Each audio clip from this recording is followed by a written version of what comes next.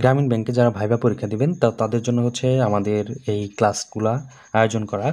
তো যারা হচ্ছে আমাদের এই ভাইবা শিটটা সংগ্রহ করেছেন তারা, এবং কি যারা হচ্ছে রেগুলার আমাদের এই চ্যানেলে ভিডিও দেখেন, তো তারা হচ্ছে অনেকেই আমাকে রিকোয়েস্ট করেছিলেন যে আমরা যে ভাইবা শিটটা আপনাদের প্রদান করেছি সেই ভাইবা শিটে আমাদের যে ধরনের ভাইবা প্রস্তুতিমূলক মডেল টেস্টগুলো আছে সেই মডেল টেস্টগুলো যাতে হচ্ছে আমি ক্লাস আকারে এখানে পাবলিক করি। তো সেই জন্যই হচ্ছে আজকে ক্লাসটা নেওয়া, আপনাদের রিকোয়েস্ট রাখার জন্যই। তো আমি হচ্ছে আমাদের এই ভাইবা শিট থেকে এগুলো দেওয়ার চেষ্টা করব, আপনারা মনোযোগ সহকারে দেখবেন। এবং কি হচ্ছে এই ক্লাসগুলো দেখলে আপনি হচ্ছে আমাদের শিট, আপনার প্রস্তুতি ভালো হবে, আপনি হচ্ছে প্রস্তুতি নিতে পারবেন। তো আর যারা হচ্ছে আমাদের শিট একান্তই ক্রয় করতে যাচ্ছেন, তো যারা চাইলে হচ্ছে আমাদের এই শিটটি সংগ্রহ করতে পারেন। আমাদের শিট সংগ্রহ করতে চাইলে হোয়াটসঅ্যাপে যোগাযোগ করতে হবে, স্ক্রিনে দেওয়া হোয়াটসঅ্যাপ নাম্বার আছে, হোয়াটসঅ্যাপে যোগাযোগ করলে আপনারা আমাদের থেকে এই শিটগুলো সংগ্রহ করতে পারবেন। তো আমরা হচ্ছে মডেল টেস্ট 1 এটা হচ্ছে আমরা আজকে দেখার চেষ্টা করবো আজকের ক্লাসে। তো এখানে বলা আছে যে প্রথম পরীক্ষার্থী যখন রুমে ঢুকবে, তো ঢোকার সময় আপনাকে যেটা বলতে হবে, পরীক্ষার্থী যেটা বলবে যে আসসালামু আলাইকুম, ভেতরে আসতে পারি স্যার, এটা বলে এন্ট্রি করবে রুমে। তো তখন হচ্ছে যারা পরীক্ষক থাকবে তারা উত্তর করবে ওয়ালাইকুম আসসালাম, হ্যাঁ আসুন, আপনার নাম কি এটা জিজ্ঞেস করবে। পরীক্ষা দিতে যাবে তার নামটা এখানে বলবে। তো আমরা হচ্ছে ফর্মালিটিস অনুযায়ী এখানে নামটা দিয়েছি মোহাম্মদ হাসিবুল হাসান। তো আপনি যে ঢুকবে পরীক্ষা দিতে বা আপনি ঢুকবেন পরীক্ষা দিতে, আপনার নামটা কিন্তু এখানে বলতে হবে। তারপরে রয়েছে পরীক্ষক, যে আপনি দাঁড়িয়ে কেন, বসুন। তখন হচ্ছে আপনি ওইখানে যে চেয়ারটা থাকবে সেই চেয়ারটাতে বসবেন। তারপরে হচ্ছে আপনাকে যেটা করতে হবে, স্যারদের ধন্যবাদ জানাতে হবে যে ধন্যবাদ স্যার। তারপরে পরীক্ষক আপনাকে কোশ্চেন করবে যে আপনি কোন জেলা থেকে এসেছেন। তো উত্তর দিতে হবে, এখানে পরীক্ষার্থী উত্তর দিবে সিলেট জেলা থেকে এসেছি। আমি এখানে সিলেট জেলার একটা ভাইবার মানে সিলেট জেলা প্রার্থীর একটা ভাইবা এখানে দেখাচ্ছি। তো তারপরে হচ্ছে এখানে পরীক্ষক যেটা বলবে সিলেট জেলার কয়েকটি ঐতিহাসিক ও দর্শনীয় স্থানের নাম বলুন। পরীক্ষার্থী যেটা বলতে হবে যে হজরত শাহজালাল রোহ এবং হজরত শাহপরান রোহের মাজার। তারপর রয়েছে জাফলং লেক, জয়ন্তপুর এলাকার চা বাগান, রিড আলিয়ামজাত ঘড়িঘর ইত্যাদি, এগুলো বলতে হবে। তারপর পরীক্ষক আপনাকে প্রশ্ন করতে পারে বাংলাদেশের সর্বোচ্চ বৃষ্টিপাতের স্থান কোথায় অবস্থিত। পরীক্ষার্থী উত্তর দিবে লালখান, সিলেট। তারপর পরীক্ষক প্রশ্ন করতে পারে সিলেট জেলার পূর্ব নাম কী ছিল। পরীক্ষার্থীর উত্তর দিতে হবে জালালাবাদ। পরীক্ষক প্রশ্ন করতে পারে যে গ্রামীণ ব্যাংকের বাধ্যতামূলক কি সঞ্চয় রয়েছে। পরীক্ষার্থীর উত্তর দিতে হবে বাধ্যতামূলক সাপ্তাহিক সঞ্চয় ও কেন্দ্র তহবিল রয়েছে। তারপর পরীক্ষক প্রশ্ন করতে পারে গ্রামীণ ব্যাংক কাদের বেশি সাহায্য করে। পরীক্ষার্থীর উত্তর দিতে হবে গ্রামের ভূমিহীন ও দরিদ্র জনসাধারণের। তারপর পরীক্ষক প্রশ্ন করতে পারে গ্রামীণ ব্যাংকের পক্ষে নোবেল পুরস্কার গ্রহণ করেন কে। পরীক্ষার্থীর উত্তর দিতে হবে তাসলিমা বেগম, গ্রামীণ ব্যাংকের প্রতিনিধি হিসেবে। পরীক্ষক প্রশ্ন করতে পারে যে হোম ব্যাংকিং কি। পরীক্ষার্থীর উত্তর দিতে হবে গ্রাহক বাড়িতে বা অফিসে বসেই ব্যাংকিং সেবা পায় তাকে হোম ব্যাংকিং বলে। তারপর পরীক্ষক প্রশ্ন করতে পারে মর্টগেজ কি। পরীক্ষার্থীর উত্তর দিতে হবে ঋণ গ্রহীতা কর্তৃক ঋণদাতাকে সম্পত্তির শর্ত ভিত্তিক মালিকানা প্রদানের আইনগত চুক্তিকে মর্টগেজ বলে। তারপর পরীক্ষক প্রশ্ন করতে পারে বাংলাদেশে কবে ভ্যাট প্রচলন হয়েছে। পরীক্ষার্থীর উত্তর দিতে হবে 1 জুলাই 1991 সাল থেকে বাংলাদেশে ভ্যাট প্রচলিত হয়েছে। পরীক্ষক প্রশ্ন করতে পারে গ্রামীণ ব্যাংকের প্রতিষ্ঠাতা নোবেল বিজয়ী ডক্টর মোহাম্মদ ইউনূসের নেতৃত্বে কবে অন্তর্বর্তীকালীন সরকার গঠিত হয়। পরীক্ষার্থীর উত্তর দিতে হবে 8ই আগস্ট 2024 সাল। পরীক্ষক প্রশ্ন করতে পারে অন্তর্বর্তীকালীন সরকারের প্রধান উপদেষ্টা গ্রামীণ ব্যাংক প্রতিষ্ঠাতা ডক্টর মোহাম্মদ ইউনূস কবে বঙ্গভবনে শপথ গ্রহণ করেন। পরীক্ষার্থীর উত্তর দিতে হবে 8ই আগস্ট 2024। পরীক্ষক প্রশ্ন করতে পারে বাংলাদেশের প্রথম নারী সচিবের নাম কি। পরীক্ষার্থী উত্তর দিতে হবে ফাতেমা ইয়াসমিন। পরীক্ষক প্রশ্ন করতে পারে সিসিআর বলতে আপনি কি বুঝেন। পরীক্ষার্থীর উত্তর দিতে হবে সিসিআর এর পুনরূপ হলো ক্যাশ রিসিভ রিকোয়ার্ড। প্রতিটি তফসিল ব্যাংকের তাদের গ্রাহকের মোট চলতি ও মেয়াদি আমানতের বিপরীতে যে নির্দিষ্ট অংশ কেন্দ্রীয় ব্যাংকে নগদ অর্থ জমা রাখা হয় তাকে সিসিআর বা ক্যাশ রিসিভ রিকোয়ার্ড বলে। তারপর পরীক্ষক প্রশ্ন করতে পারে জাতীয় রাজস্ব বোর্ড কবে প্রতিষ্ঠিত হয়। পরীক্ষার্থীর উত্তর দিতে হবে 1972 সালে। পরীক্ষক প্রশ্ন করতে পারে ট্যাক্স হোল্ডিং বলতে আপনি কি বুঝেন। পরীক্ষার্থীর উত্তর দিতে হবে ট্যাক্স হোল্ডিং হচ্ছে সাময়িক কালের জন্য ট্যাক্স কমিয়ে দেওয়া বা মওকুফ করা। বিনিয়োগকে আকৃষ্ট করার জন্য সরকার কোনো সেক্টরে ট্যাক্স হোল্ডিং ঘোষণা করেন। পর পরীক্ষক প্রশ্ন করতে পারে ক্রেডিট কার্ড কি? পরীক্ষার্থীর উত্তর দিতে হবে ক্রেডিট কার্ড এক ধরনের প্লাস্টিক কার্ড, এটি ব্যবহার করে বিল প্রদান, নগদ অর্থ উত্তোলন করা যায়। গ্রাহকের হিসাবের টাকা না থাকলেও এই কার্ডের মাধ্যমে পরিশোধ অর্থ উত্তোলনের কাজ করা যায়। এক্ষেত্রে গ্রাহকের ঋণ হিসাব ডেবিট করা হয়। পরীক্ষক প্রশ্ন করতে পারে বাংলাদেশ WTO এর সদস্য লাভ করে কবে? উত্তর দিতে হবে, এখানে দেখেন উত্তর দিতে হবে 1 জানুয়ারি 1995। পরীক্ষক ধন্যবাদ, আপনি এখন আসতে পারেন। পরীক্ষার্থী আপনাদের সকলকে ধন্যবাদ, আসসালামু আলাইকুম স্যার, এটা বলে আপনার রুম থেকে বের হতে হবে। তো এখানে হচ্ছে আমি যে ফরম্যাটটা দেখালাম এটা কিন্তু প্রথম হচ্ছে আমাদের একটা ভাইভা ফরম্যাট ছিল। তো যারা হচ্ছে রিয়েল ভাইভা দিবেন তো তাদের আসলে এত প্রশ্ন করবে না। তো আমরা এখানে সাজিয়েছি অনেকগুলো প্রশ্ন দিয়ে যাতে হচ্ছে আপনাদের প্রিপারেশন একদম শক্তপোক্ত হয়। তো এখানে দেখা গেছে প্রায় 25-30টার মতো কোশ্চেন আছে। তো এত প্রশ্ন হচ্ছে আপনাদের করবে না, আপনাদের আরও অনেক কম প্রশ্ন করবে। তো যারা হচ্ছে এই ভাইভা প্রিপারেশন নেবেন তো তারা হচ্ছে আমাদের চ্যানেলটা ফলো করেন। আমরা হচ্ছে প্রতিদিন আমাদের শিট থেকে এই ভাইভা মডেল টেস্টগুলো ক্লাস দেওয়ার চেষ্টা করব। আর যারা হচ্ছে আমাদের এই শিটগুলো সংগ্রহ করতে চাচ্ছেন, যে আসলে আপনি ভাইভা আরও প্রস্তুতি একদম শক্তপোক্ত করতে চাচ্ছেন, নিজের হাতে দেখে পড়তে চাচ্ছেন, তারা চাইলে আমাদের এই শিটটা সংগ্রহ করতে পারেন। তো এখান থেকে হচ্ছে আপনাদের যেটাকে বলা হয় ভাইভা প্রস্তুতির একদম পূর্ণাঙ্গ প্রস্তুতি হয়ে যাবে, এখানে আর কোনো কিছু বাকি থাকবে না। তো যারা হচ্ছে এই ভাইভা প্রস্তুতি নেবেন তাদের আমি বলবো যে ভাইভা আপনি ভালো হলে আপনার চাকরি হওয়ার সম্ভাবনা অনেকটাই বেড়ে যাবে। এতক্ষণ হচ্ছে আমরা যে প্রশ্নগুলো দেখলাম এগুলো হচ্ছে টপিক ভিত্তিক, সাবজেক্ট ভিত্তিক প্রশ্ন। এই প্রশ্নগুলো ব্যতীত যে প্রশ্নগুলো কমন প্রশ্ন যেগুলো প্রত্যেকটা পার্ট থেকে জিজ্ঞেস করবে সেই প্রশ্নগুলো আমরা এখান থেকে দেখে নিব। দেখেন প্রথমে হচ্ছে এখানে যে প্রশ্নটা আছে তো এই প্রশ্নটা সবাইকে জিজ্ঞেস করে ভাইভা বোর্ড, সেটা হচ্ছে যে ধরেন আপনি আমাদের এখানে জয়েন করার 1 মাস পর আপনার সরকারি চাকরি হয়ে গেল, তখন আপনি সরকারি চাকরিতে জয়েন করবেন নাকি আমাদের এখানেই কন্টিনিউ করবেন? তো এই প্রশ্নটা যারা হচ্ছে এই যেটাকে বলা হয় ভাইভা পরীক্ষা দিবেন আপনাদের কিন্তু এই প্রশ্নটা জিজ্ঞেস করবে। যদি আপনার সরকারি চাকরি হয় তো আপনি সরকারি চাকরিটা করবেন নাকি আমাদের এইখানে এই চাকরিটা কন্টিনিউ করবেন? তো এটা আনসারটা কি সেটা কিন্তু হচ্ছে আমি ওই দিনও বলার চেষ্টা করেছি। তারপরে আপনারা বলছিলেন যে আনসারটা যাতে আমি আরও সুন্দর করে আরও স্পষ্ট করে বলে হচ্ছে আপনাদের দিই। তাহলে দেখেন যে এটার আনসারটা হচ্ছে আপনারা এইভাবে দিবেন যে স্যার ছোটোবেলা থেকেই আমার মা বাবার স্বপ্ন সরকারি চাকরির, যেহেতু এখন আমার সরকারি চাকরিটি হয়েছে সেক্ষেত্রে আমার ও মা বাবার স্বপ্ন পূরণ করাটাই আমার জন্য সেরা অপশন মনে করি। এ কারণেই আমি মনে করি আমার বর্তমান চাকরিটি অব্যাহতি দিয়ে সরকারি চাকরিতে জয়েন করা উত্তম। অতএব আমার জায়গায় স্যার আপনি যদি থাকতেন বা অন্য কোনো ছাত্র থাকতো তাহলে আমার মনে হয় সে সরকারি চাকরিটি বেছে নিত। আপনারা উত্তরটা ঠিক এভাবে দেওয়ার চেষ্টা করবেন। এরপরে হচ্ছে আমরা যে প্রশ্নটা নিয়েছি বা যে প্রশ্নটা আমি ওই দিন বলেছিলাম আলোচনা করেছিলাম তো সেটা হচ্ছে যে গ্রামীণ ব্যাংক কোন ধরনের ঋণ দেয়? গ্রামীণ ব্যাংক ছোট আকারে ব্যবসায়ী প্রতিষ্ঠানের জন্য স্বল্পমেয়াদী ঋণ দেয়। এরপরে হচ্ছে যে প্রশ্নটা সবাইকে করে থাকে সেটা হচ্ছে ঋণ দেওয়ার জন্য একজন গ্রাহকের কি দেখে ঋণী হিসেবে নির্বাচন করবেন?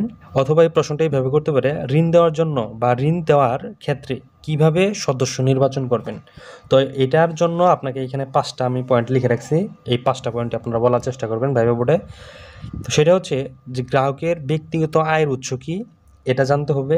তারপরে যেটা বলবেন যে ব্যক্তি কর্মক্ষম কিনা সেটা যাচাই করা, ভূমি ও বসতবাড়ি আছে কিনা সেটা যাচাই করা, ব্যক্তি হিসেবে সে কেমন এটা জানা, সর্বশেষ ব্যক্তির আশেপাশে মানুষের থেকে খোঁজখবর নিয়ে দেখতে হবে যে আসলে সে ব্যক্তি হিসেবে কেমন। তো এই 5টা পয়েন্ট হচ্ছে আপনারা বলার চেষ্টা করবেন যদি এই প্রশ্নটা আপনাদের ভাইভা বোর্ডে করে থাকে। তারপরে হচ্ছে দেখেন যে এখানে যে প্রশ্নটা আমি নিয়েছি সেটা হচ্ছে গ্রামীণ ব্যাংক কী লোন দিয়ে থাকে, অথবা হচ্ছে প্রশ্নটা করতে পারে গ্রামীণ ব্যাংক লোন পদ্ধতি কয়টি? তো এটা হচ্ছে আপনারা বলবেন যে গ্রামীণ ব্যাংক লোন পদ্ধতি হচ্ছে 6টি, আর যে লোনগুলো দিয়ে থাকে সেটা হচ্ছে ক্ষুদ্র ঋণ, শিক্ষা ঋণ, কৃষি ঋণ, পশু ঋণ, ব্যক্তিগত ঋণ, উদ্যোগ ঋণ। তারপরে যে প্রশ্নটা রয়েছে যে গ্রামীণ ব্যাংক সাধারণত কি বীমা সেবা প্রদান করে থাকে? এই প্রশ্নটা খুবই গুরুত্বপূর্ণ, জিজ্ঞেস করতে পারে আপনাকে ভাইভা বোর্ডে। তো এটা যদি জিজ্ঞেস করে আপনাকে উত্তর দিতে হবে যে জীবন বীমা, ফসল বীমা, পশু বীমা আর হচ্ছে স্বাস্থ্য বীমা। এই গ্রামীণ ব্যাংক সাধারণত এই 4টা বীমা নিয়েই কাজ করে। তো এরপরে হচ্ছে আমরা যে প্রশ্নটা দেখব যেটা গুরুত্বপূর্ণ, খুবই গুরুত্বপূর্ণ, সেটা হচ্ছে যে এই পদে চাকরি করতে চাইলে আপনাকে এই প্রশ্নটা অবশ্যই জানতে হবে। সেটা হচ্ছে যে গ্রামীণ ব্যাংক ঋণের সুদের হার কত? তাহলে গ্রামীণ ব্যাংকের ঋণের সুদের হার হচ্ছে, দেখেন যে এখানে জীবিকা ঋণের মধ্যে কৃষি ঋণ, এটা সুদের হার হচ্ছে 8%, অন্যান্য ঋণের সুদের হার হচ্ছে 10%, আর উচ্চশিক্ষা নিয়মিত গ্রাহকদের সুদের হার হচ্ছে 10%। এই হচ্ছে আপনার আনসার। এরপরে হচ্ছে আমরা এই প্রশ্নটা দেখব। এখানে ছিল যে গ্রামীণ ব্যাংক সঞ্চয় স্কিমে বা পেনশন স্কিমে জমানো টাকার উপর গ্রাহকদের কত পার্সেন্ট সুদ দেয়? এক কথা যেটা বলা হয়, ফিক্সড ডিপোজিটে যদি গ্রামীণ ব্যাংকে আপনি টাকা রাখেন বা গ্রাহকরা টাকা রাখে, সেই টাকার উপর গ্রামীণ ব্যাংক তাদের কত পার্সেন্ট লাভ দিয়ে থাকে? তো এটার উত্তর হচ্ছে 12% সুদ প্রদান করে। ঠিক আছে, এটা হচ্ছে আপনাকে উত্তর দিতে হবে। এরপরে যে প্রশ্নটা ছিল যে গ্রামীণ ব্যাংক কী ধরনের প্রতিষ্ঠান? এই প্রশ্নটা খুবই গুরুত্বপূর্ণ, ভাইভা বোর্ডে আপনাকে জিজ্ঞেস করবে। সেটা হচ্ছে যে আপনি এইভাবে উত্তর দিবেন যে গ্রামীণ ব্যাংক হলো বাংলাদেশের একটি আধা সরকারি স্বায়ত্তশাসিত প্রতিষ্ঠান, অথবা এটা হচ্ছে আপনি আনসারটা দিতে পারেন, যেটা হচ্ছে এটি বাংলাদেশের ক্ষুদ্র ঋণ প্রদানকারী বিশেষায়িত সামাজিক উন্নয়ন ব্যাংক। তো এইভাবে হচ্ছে আপনার আনসারটা দিবেন। এরপরে দেখেন যে কোশ্চেনটা ভাইভা বোর্ডে সবাই কী করে, মানে এই প্রশ্নটা আপনাকে করবেই যদি হচ্ছে আপনি অনার্স এবং মাস্টার্স পাশে এই চাকরিতে আবেদন করে থাকেন। তো এই প্রশ্নটা হচ্ছে যে আপনি ভালো একটা বিষয়ে পড়াশোনা করেছেন এবং আপনার রেজাল্ট ভালো, আপনি এই চাকরি থেকে আরও ভালো চাকরি পাবেন, তাহলে আপনি কেন এই চাকরিতে আসতে চাচ্ছেন? তো এই প্রশ্নটা যারা হচ্ছে অনার্স এবং মাস্টার্স শেষ করে আবেদন করছেন তাদের এই প্রশ্নটা জিজ্ঞেস করবে মাস্ট। তো এটার উত্তরটা আপনারা যেভাবে সাবলীলভাবে দিবেন একদম গুছিয়ে, সেটা হচ্ছে যে স্যার, বর্তমান সময়ে সরকারি বা বেসরকারি যে কোনো চাকরিতে যে পরিমাণ পদ খালি আছে তার বিপরীতে প্রায় কয়েক গুণ বেশি বেকার পড়াশোনা করে বসে আছে, চাকরি পাচ্ছে না। অপরদিকে অফিসিয়াল বা কর্পোরেট চাকরির জন্য প্রয়োজন হয় বেশ কয়েক বছরের চাকরির অভিজ্ঞতা, যা আমার নেই। তারপর আপনি যেটা বলবেন, তৃতীয়ত বলতে আমার পড়াশোনা শেষ, এখন আর পরিবার থেকে আমাকে আর্থিকভাবে কোনো প্রকার সাপোর্ট করে না, এর জন্যই নিজের পায়ে দাঁড়ানোর জন্য হলেও আমাকে যে কোনো মূল্যে চাকরিটি করতে হবে, পরিবার মা বাবার দায়িত্ব নিতে হবে, তাই চাকরিতে যোগদান করা আমার জন্য অতীব্র জরুরি। আপনি হচ্ছে এভাবে আনসারটা দেওয়ার চেষ্টা করবেন যদি আপনাকে এই প্রশ্নটা করে থাকে যে আপনি কেন হচ্ছে এই চাকরিতে আসতে চাচ্ছেন, এর থেকে ভালো চাকরি আপনি পাবেন। এই প্রশ্নটা করলে আপনারা এইভাবে আনসারটা দিবেন। এরপরে দেখেন যে প্রশ্নটা খুবই গুরুত্বপূর্ণ, এই প্রশ্নটা সচরাচর সবাই কী করে, সেটা হচ্ছে যে আপনি জানেন চাকরিটি হলো মাঠ বেসিস, মাঠে কাজ করতে হবে। আপনার জন্য চাকরিটি কষ্টের এবং চ্যালেঞ্জের, আপনি কি চাকরিটি করতে পারবেন কি না? আপনাকে এই প্রশ্নটা করবেই। ঠিক আছে, তো এই প্রশ্নটা করলে আপনাকে যেভাবে সুন্দর এবং সাবলীলভাবে আনসারটা দিতে হবে সেটা হচ্ছে, দেখেন যে স্যার, যে কোনো চাকরিতে পরিশ্রম ও কষ্ট আছে, আমি পরিশ্রম ও যে কোনো ত্যাগ, সততা, মেধা ও আমার সামান্য যোগ্যতা দিয়ে সফলভাবে যে কোনো কাজ করতে পারবো বলে আমি আশা রাখছি। তারপরে বলবেন যে পারিবারিকভাবে আমি খুবই অসচ্ছল, সেদিক থেকে চিন্তা করেই আমাকে পরিশ্রম করতে হবে, শত কষ্ট হলেও কাজ করতে হবে, আমি পরিশ্রমের মধ্য দিয়ে সফল হতে চাই। তো আপনি হচ্ছে এই প্রশ্নটা করলে এভাবে আছে আপনি আনসারটা দিবেন। এরপরে দেখেন যে আরও রয়েছে পোস্টিং সম্পর্কে আপনাকে ভাইভা বোর্ডে কোশ্চেন করবে। তো যদি পোস্টিং সম্পর্কে ভাইভা বোর্ডে প্রশ্ন করে তাহলে হচ্ছে আপনি এইভাবে আনসার দিবেন যে পোস্টিং কোথায় চান, ভাইভা বোর্ড আপনাকে জিজ্ঞেস করবে, অথবা আপনাকে জিজ্ঞেস করতে পারে যে আপনাকে যদি বান্দরবন বা হচ্ছে যেটাকে বলা হয় কক্সবাজার বা রাঙামাটি এদিকে যদি হচ্ছে আপনাকে পোস্টিং দেওয়া হয়, বা সিলেট আপনাকে পোস্টিং দেওয়া হলো, তো আপনি হচ্ছে দূরে গিয়ে চাকরি করতে পারবেন কিনা, অথবা আপনাকে বলতে পারে যে আপনি পোস্টিং কোথায় চান। তো এই টাইপের প্রশ্ন করলে আপনি যে উত্তরটা দিবেন সেটা হচ্ছে যে স্যার। তো এই টাইপের যদি কোশ্চেন করে তাহলে আপনি যে উত্তরটা দিবেন সেটা হচ্ছে যে স্যার, আপনাদের প্রতিষ্ঠানের লোকবল চাহিদা অনুযায়ী বাংলাদেশে যে কোনো স্থানে যে কোনো জেলায় আমাকে পোস্টিং দেওয়া হোক, আমি জয়েন করতে পারবো। অফিসের কাজের জন্য যে কোনো জায়গায় কাজ করার জন্য আমি প্রস্তুত আছি। এভাবে হচ্ছে আপনি আনসারটা দিবেন, তাহলেই হয়ে যাবে। তারপরে দেখেন যে এইখানে যে প্রশ্নটা আমি নিয়েছি সেটা হচ্ছে যে চাকরিতে জয়েন করার জন্য আপনার স্বামীর অনুমতি আছে কিনা, এই প্রশ্নটা হচ্ছে জিজ্ঞেস করবে যারা হচ্ছে বিবাহিত, ঠিক আছে। তো তাদের হচ্ছে এটার উত্তরটা কিভাবে দিবেন, তারা উত্তরটা দিবেন এইভাবে যে জি স্যার, আমি আমার স্বামীর থেকে অনুমতি নিয়েই আপনাদের প্রতিষ্ঠানে যোগদান করার জন্য আগ্রহী এবং আমার স্বামীর পূর্ণ সম্মতি নিয়ে এসেছি। এই হচ্ছে ভাইবা বোর্ডের প্রশ্ন। তো এই প্রশ্নগুলো সচরাচর সবাইকেই মানে হচ্ছে কাউকেই বাদ দেয় না। তো এখন হচ্ছে আমরা দেখব যে আরও কিছু প্রশ্ন রয়েছে, সেটা হচ্ছে যে মোটর সাইকেল চালাতে পারেন কিনা, ড্রাইভিং লাইসেন্স আছে কিনা। যারা হচ্ছে মোটর সাইকেল চালাতে পারেন, ড্রাইভিং লাইসেন্স আছে, তাহলে তো আপনারা হ্যাঁ বলবেন। আর যারা হচ্ছে মোটর সাইকেল চালাতে পারেন, ড্রাইভিং লাইসেন্স নাই, তো আপনারা যেভাবে উত্তরটা দিবেন যে স্যার মোটর সাইকেল চালাতে পারি। আর যখন বলবে যে ড্রাইভিং লাইসেন্স আছে কিনা, আপনি বলবেন না স্যার ড্রাইভিং লাইসেন্স নেই, তবে হচ্ছে আপনারা চাইলে আমি আপনাদের হচ্ছে সামনে ড্রাইভ করে দেখাতে পারবো যে আমি মোটরসাইকেল চালাতে পারি। এইভাবে হচ্ছে আপনারা আনসারটা দিবেন। এরপরে দেখেন যে প্রশ্নটা হচ্ছে আমি এখানে নিয়েছি, সেটা হচ্ছে যে কোনো আর্থিক প্রতিষ্ঠানে কর্মরত আছেন কিনা বা চাকরির অভিজ্ঞতা আছে কিনা। তো এই টাইপের কোশ্চেন যদি আপনাকে ভাইবা বোর্ডে করে, তাহলে আপনি উত্তরটা দিবেন এইভাবে। যদি হচ্ছে আপনার অভিজ্ঞতা থাকে তাহলে তো হচ্ছে আপনি অভিজ্ঞতার কথা বলবেন, আর যদি অভিজ্ঞতা না থাকে তাহলে হচ্ছে আপনি বলবেন যে না স্যার আমার চাকরির কোনো প্রকার অভিজ্ঞতা নেই, আমি সবে মাত্রই এই গ্র্যাজুয়েশন শেষ করে বা পড়াশোনা শেষ করে চাকরির জন্য চেষ্টা করছি। তো এইভাবে হচ্ছে আপনি আনসারটা দেওয়ার চেষ্টা করবেন। তো এই ছিল হচ্ছে আপনাদের এই কমন যে প্রশ্নগুলা, এই প্রশ্নগুলো ভাইবা বোর্ড সচরাচর সবসময় করে, মানে প্রত্যেককেই এই প্রশ্নগুলো করে থাকে, এগুলোকে বলা হয় কমন প্রশ্ন। আর এটা ব্যতীত আমাদের কিন্তু এই ভাইবা শিটটা যারা নিয়েছেন তারা কিন্তু এই প্রশ্নগুলোও পেয়েছেন, এবং কি গ্রামীণ ব্যাংক সম্পর্কে যত রকমের প্রশ্ন রয়েছে, ডক্টর ইউনূস সম্পর্কে যত রকম প্রশ্ন রয়েছে, এবং কি ভাইবা বোর্ডে প্রবেশ করার পর আপনাকে কি করতে হবে এবং কিভাবে প্রশ্নগুলো আনসার দিতে হবে এই সম্পর্কে আমাদের চ্যানেলে আরও অনেক ভিডিও আছে, চাইলে সেখান থেকে দেখে নেবেন। আর তারপরেও যদি দেখা গেছে যে আপনারা আসলে একদম পুরোপুরি যেটাকে বলা হয় পূর্ণাঙ্গ প্রস্তুতি নিতে যাচ্ছেন, যে এখানে আপনাকে টিকতেই হবে পরীক্ষায়, তাহলে হচ্ছে আমি আপনাদের বলবো যে আমাদের ভাইবা বোর্ডের এই শিটটা রয়েছে, ভাইবা পরীক্ষার প্রস্তুতির এই শিটটা সংগ্রহ করেন। এই শিটের মধ্যে হচ্ছে A to Z ভাইবা সম্পর্কে A to Z আলোচনা করা আছে। আমি যদি একটু দেখিয়ে দেই, যে দেখেন যে আপনি ভাইবা কিভাবে শুরু করবেন এবং কোথায় গিয়ে ভাইবা আপনি শেষ করবেন, মানে এর মধ্যে ভাইবা বোর্ডের যত রকমের প্রশ্ন আছে সব প্রশ্ন আমাদের এই শিটটার মধ্যে তৈরি করা আছে, মানে A to Z দেওয়া আছে। আপনি চাইলে আমাদের এই শিটটা সংগ্রহ করতে পারেন।